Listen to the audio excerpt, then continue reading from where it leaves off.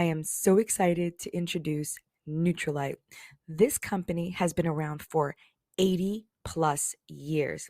They were green before green was even a thing. They have the world's #1 kids and adult vitamins and kids and adult probiotics. This company uses the power of plants from seed to product to nourish and support you and your family's immune systems so you can have fun and enjoy living life together. Personal testimony. I had allergies for years and couldn't even be in the room with dust or cats. And the only thing I've changed since then were my vitamins and supplements.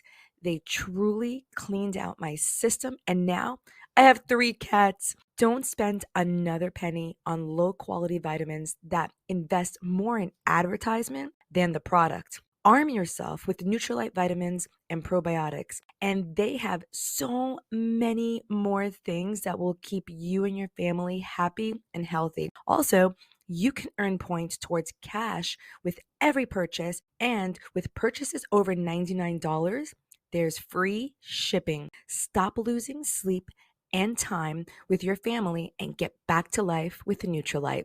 The link is in the show notes.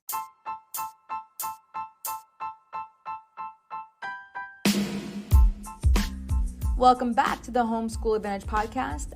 I'm your host, Bex Buzzy, and today's guest is Dr. Rob Bell.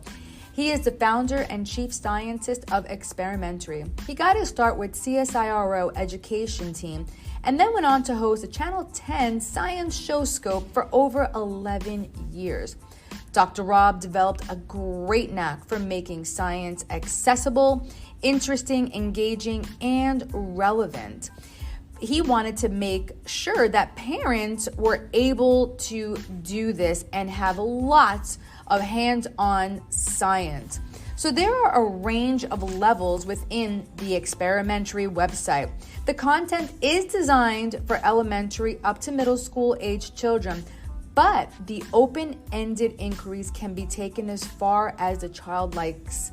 For parents, they can let their kids help themselves, like a self-serve student mode, or they can assign the appropriate experiments based on what they are studying. The equipment is almost all around the home and very easy to get. No fancy lab stuff. And that is so much fun too.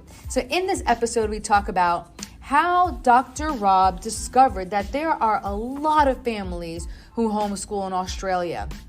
Also, how you can tie so much more into a science experiment than just a science curriculum. And also, using the fun experiment to open up a whole lot of other bits of learning. So go grab your coffee, go grab your tea, and a pen and paper, because you're not going to want to miss what Dr. Rob has to say. Let's get into the podcast.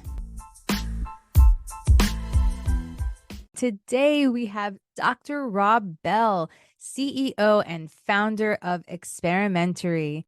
Dr. Rob, say hello to our guests and tell us, what is something you think most people don't know about homeschooling? Well, hello out there, everybody. I would think the thing that most people don't know about homeschooling, and I was kind of new to it, I haven't homeschooled my kids, they're going through the traditional system, so I didn't really know anyone homeschooling, so I kind of assumed that not many people homeschooled. I had a little bit of experience with it in a former job working for CSIRO over here, which is sort of a national, kind of like a NASA, but they don't do space stuff necessarily. They do all sorts of science. It's a sort of a publicly funded science organization. And I did a bit of outreach work with them, and we would sometimes have homeschoolers come in. So I knew they existed, but I didn't know how many there were. And that was something that really surprised me when I started up Experimentary, was just how big the communities were and how connected often the communities were as well. I have to admit too, before I really kind of got into the Homeschool Advantage podcast and everything, I had to do a little bit of research myself to see how many people are out there homeschooling. And shocking, you're like, wow, I wish I would have known that there were so many. There's a lot of people out there, but for some reason they're like this secret group. Yeah. And COVID kind of like just took a veil off of it and really exposed this alternative way of educating your children. So I think that's kind of cool too. I think a lot of people's eyes are opened on the opportunities and all the resources that are out there. And talking about resources that are out there, you have Experimentary. I love your name. It also reminds me of Elementary with Sherlock Holmes, All you right. know? Yes. Yes. Very good. Yes. It's like, it's elementary, my dear. So Yeah. it's, and he's a super scientist. He's all about inferring and seeing Following the logic things. and yep. I love it. I love it. So, how did you come up with the name and tell us about Experimentary? Well, I guess the whole genesis of it for me was seeing how little, I suppose, science my kids were doing at school, or when they did science, it was pretty minimal, both in terms of sort of the content, but definitely in terms of the actually getting their hands on stuff. And this was in, well, what we call primary school, what you call elementary school. I'm from Australia. You've probably noticed I talk a little bit funny. But yeah, they were doing an experiment which was supposed to be testing parachutes, I think. And he came home and I said, "Oh, how did it all go?" I said, "Oh, yeah, because he had to take a plastic bag in for this experiment." He said, "Oh, we put a peg on the bottom and then we were supposed to drop them, but it was a bit windy, so only one group dropped it." That's your experiment? That's the whole hands-on science? And he's sort of halfway through, so it wasn't like in the really little, he was sort of about 10 or 11. I'm like, it's so easy just to take a little bit of extra time to turn that into something that you guys would all enjoy. You get a bit of input into it. You can maybe create a variable. You can do some testing, do some measuring. It's not hard. It occurred to me that it's probably, firstly, it's what the teacher did last year, so it's easy, but they probably don't have a science background. A lot of teachers at those year levels don't, fair enough. And they were probably a little bit maybe intimidated or just not really sure what to do with science. So I thought, well, maybe I have a background in science. I've done a lot of science with kids in schools, even though I've not been a science teacher myself. I should put something together so people can use it as a resource. And initially, I've got to say, it was aimed as a resource for school teachers, elementary school teachers, and probably sort of middle school. And I realized fairly early on that there was this huge homeschool cohort out there as well. And now, there's heaps of them that use Experimentary as well, which is great. Yeah. So, I have to admit, I'm a science teacher. I teach physics and I teach biology and I've taught chemistry. When I was teaching in the public school, I'm not going to lie, I was very intimidated by doing the experiments. And I think it was because of the amount of students I had. So I remember one time I was doing I used to do them before before I did it in class. So I was doing one with sodium, throwing sodium in water. Oh, okay, right. Yeah, I was definitely a newbie because I had no mask on, I had no goggles, and I literally was in an enclosed place. It was such a bad decision. I walked out of there and I didn't feel anything to begin with, but as I'm walking to my car, now my lips, everything is burning. My tongue began to burn, all the orifices, my nose, I'm like, what is going on? Immediately I realized, I'm like, oh my gosh, the hydrogen. Oh my gosh, of course, all the smoke and everything. It's burning my face. I literally had to go back in, wash my face and just wash off whatever got on me. But it was really funny. So when I did the experiment the next day, I was like, okay, guys, we need goggles. Like you need to stay away from this. So it was kind of interesting. But yeah, I did a lot of experiments like that, like accidentally harming myself a little bit, and it was like, oh. So I kind of understand teachers because sometimes we don't always have to do like the experiments. We could always be like, well, this is a Here's the demo and theory. this is what it would look. Yes, exactly. Exactly. And it's just so much easier and it's so It much is. less work. It's cleaner and it's easier. And look, I totally get that. You can show them a video, or you can put some stuff up on the board, tell them how gravity works, or Yeah. whatever it might be. Yeah. Or we But bring yeah, people in like you. We yeah, exactly. And I think ultimately, once they actually start to do something with it, and things Yes. don't go perfectly when you do an experiment, so you learn that little bit more. You're like, huh, I thought that was going to go. Then now I've got to work out why it didn't go exactly as planned, maybe. Yes. But things just seem to stick a lot more. Oh, they It's a do. really good way of making theories and all of that sort of stuff that you've heard about bed down in the brain. Yeah, after that experiment, I really got into all experiments. I started like doing the whoosh. Oh, I yeah, would do cool. with gases and Yep. everything. And I would throw the match in there and the kids Matching. would say, Yeah. woo. And then I put my hand on top of it and they'd see like the 5-gallon, just crush. They're like, why is it crushing? I'm like, I don't know. You tell me. So it's like, so it was really cool, but it's definitely getting over that hump of that fear because you're like, oh my God, what if I screw things up? What if I burn things up? I hurt somebody. I think those are the biggest fears. But once you do it, it feels really great. And obviously for you, it was really awesome. So who did you start doing it with just your sons? Yeah, so we tested a few things out there, and I had, I guess, a bunch of ideas from when I used to travel around with this sort of CSIRO and take experiments to school. So I knew a bunch of things that were possible and things that would sort of link up with the curriculum for sort of kids that aged. So yeah, we just tested a few things out, and it was really a matter of coming up with, I suppose, things that would be really fun to do that would work in obviously what the teachers were having to teach at those year levels, but also particularly in the elementary schools, they don't have access to sodium, for example. So trying to come up with experiments that they could raid the craft cupboard or wherever it might be, or get the kids to bring in, one or two simple things from home, and bam, they've got enough stuff to do this great experiment. So trying to avoid the more complicated scientific equipment and materials, but at the same time, do experiments that were achievable, that were fun, that were interesting, that they could learn from, that related to the real world. So narrowing it down, there's thousands of different things you could do, which is a bit overwhelming, but sort of narrowing it down, I guess, to the things that are going to be fun and good to do in class that you can sort of generally do within a sort of a time frame that's achievable as well. Yeah. What was one of the most fun ones you did with your boys? Good question. Probably one that comes up quite a bit, and I know teachers and homeschoolers seem to like it. We can sort of see on the website which experiments are sort of ranking the highest, or I can sort of see from my end. And to be honest, I'm always surprised it sort of the leaderboard changes a little bit and things go up and down. But there's a very simple experiment called mini catapults, which I've done with grade 2 right up to, I had some grade 9 or 10 boys doing it. I went to their school because they just wanted a bit of a workshop, and I said, sure, I'll come along. And I thought, I'm going to basically do the same workshop I do with the year 2s, but I'll give this lot more freedom because they're older and they'll be a bit quicker. But essentially, it was the same. They were building these little miniature catapults out of ice cream sticks and rubber bands and sticky tape and spoons, and they were flinging little mini marshmallows, which they got a bit more chaotic, obviously, in the grade 10s than the grade 2s. But either way, neither needed a huge amount of instruction. I could just sort of set them on the path, give them the tape measures, tell them what they were measuring, and ask them with the older ones what they were actually changing, what their variable was. And yeah, they loved it. I had to remind them not to eat the mini marshmallows because we only had so many. But And boys love to eat, like especially a lot of sugar. yes, I That's found awesome.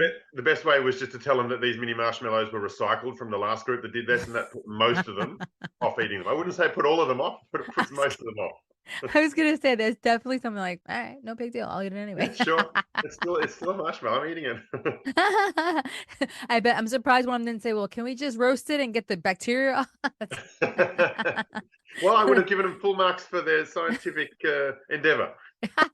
Oh, there you go. There you go. Right. That's awesome. So, what actually just inspired you to move forward with it? Like to move forward with it and make it what it is today?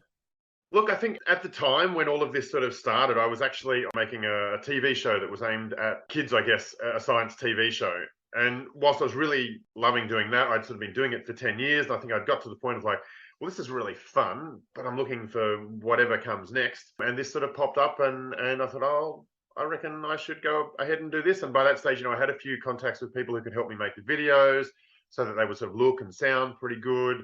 I had most of the knowledge sort of in my head. I just had to sort of be able to get it out and get it all up there. And then what I didn't have was the expertise to sort of build a website. So I had to find someone to help me with that, get it all up and make it all work. But yeah, look, it's great. And I wanted to make sure that it wasn't sort of just a bunch of interesting videos, that every bit of science came with the science aspect, the experiment, as well as the real world context of whatever they're making. Catapults are obviously a medieval thing. So what have they got to do with today? Well, that's what you've sort of got to relate them back to the real world that we live in today. Although it's interesting to find out for what weird uses they were used back in medieval times as well, and the strange things that they flung over castle walls. So there's lots of interesting science in kind of all of that. But I also wanted to make sure that there was a bit of a structure there, I guess, for home educators or teachers. So there's a sort of a digital lab book, I call it, which is essentially something that steps them through their hypothesis or their prediction, what they think is going to happen, what they're going to need, a place to sort of put their results in and what they found out, and did it match what they thought was going to happen, just so that they're learning that scientific method. They mightn't necessarily realize it, but so they're just sort of going through those simple steps of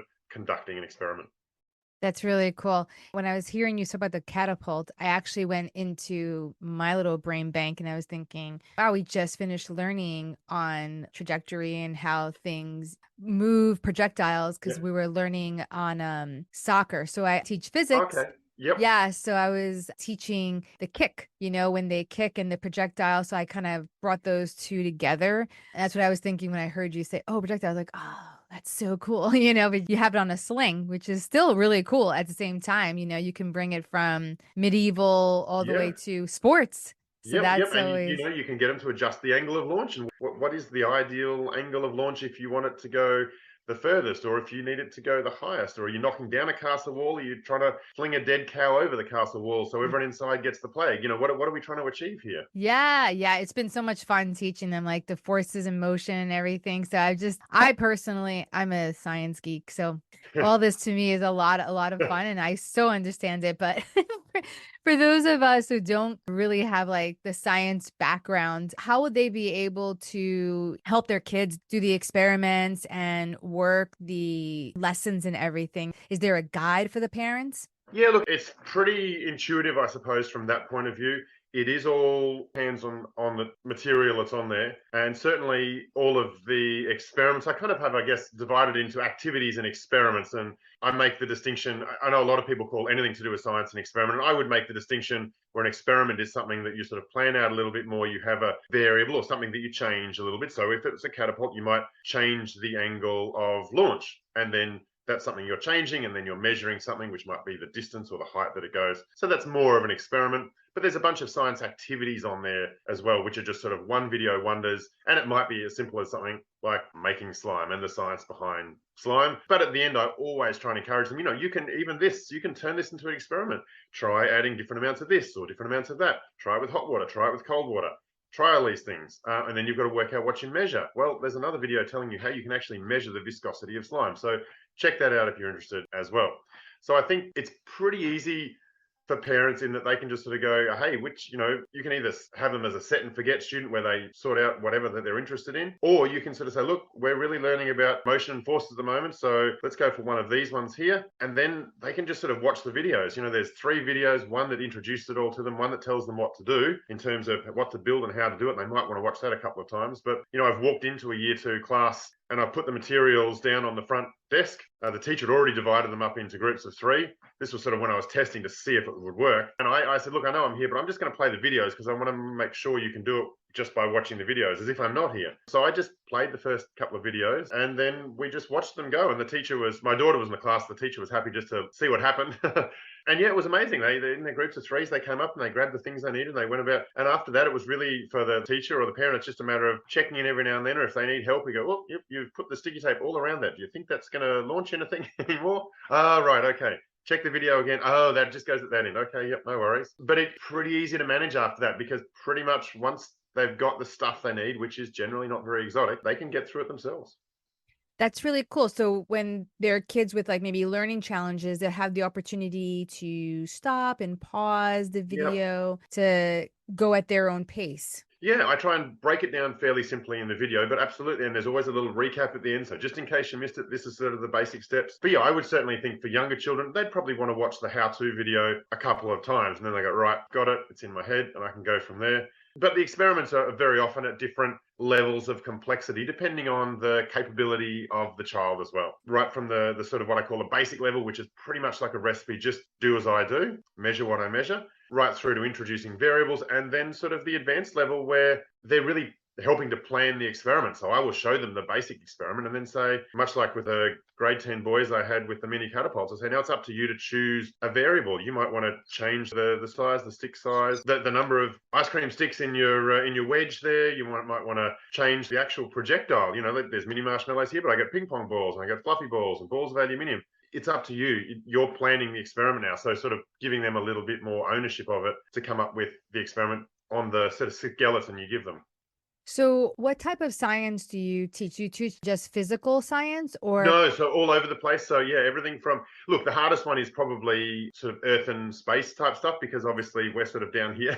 So it's a little bit hard, but there's definitely a few things that revolve around that. But no, there's lots of chemistry on there. There's lots of physical sciences and lots of biology. And as I said, it's probably most of the people I think that use it, certainly in Australia, would probably be that elementary school age, but it certainly moves up into middle school age as well. So I'm guessing your focus with your science curriculum, everything is making it hands-on fun and connecting it to real world topics and things that we do. Yes, absolutely, definitely. And I think making it hands-on is great for the engagement level. You know, if the videos are well made, they'll watch the video and enjoy it, but then they want to get stuck in and do it. That'll sort of cement it in their minds. But I think with any sort of science, it's all well and good to learn the sort of theory and sort of see it work, but you've kind of got to know how it relates to the real world. So later on, when you see something, you might go, that teeter-totter, that's kind of like the levers that was in the catapult experiment that I did the other day, and you start to join the dots. Or a pair of scissors, there's another one of those levers going on there.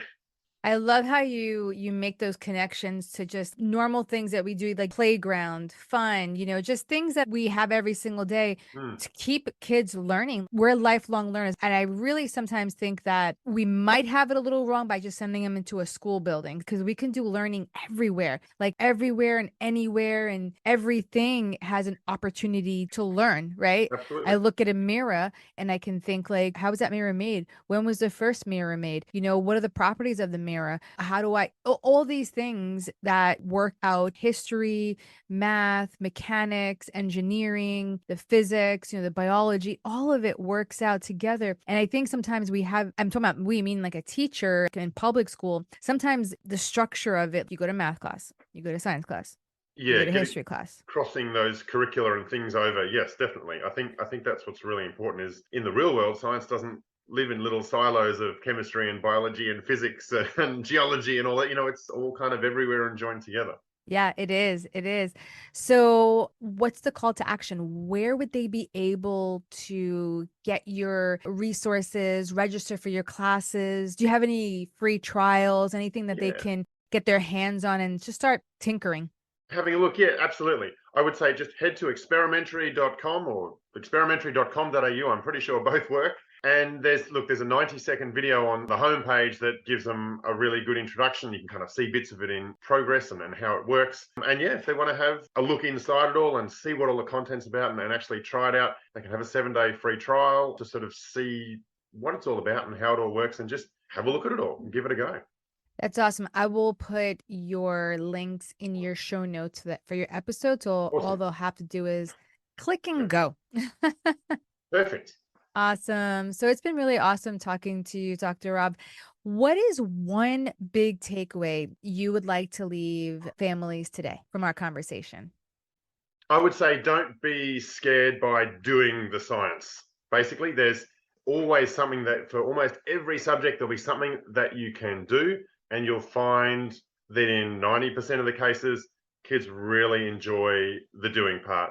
The learning about the science is great, but actually doing it is really engaging for them, really fun, and it just beds down that knowledge in their mind. Don't be afraid of it. Don't be afraid, parents. Don't be afraid. I have to agree with you. When I got over the fear, I was doing experiments like crazy. Well, thanks for coming on today and sharing your knowledge, your wisdom, and your testimonies and all your experience. Yeah, no, great for having me. Thank you. Awesome.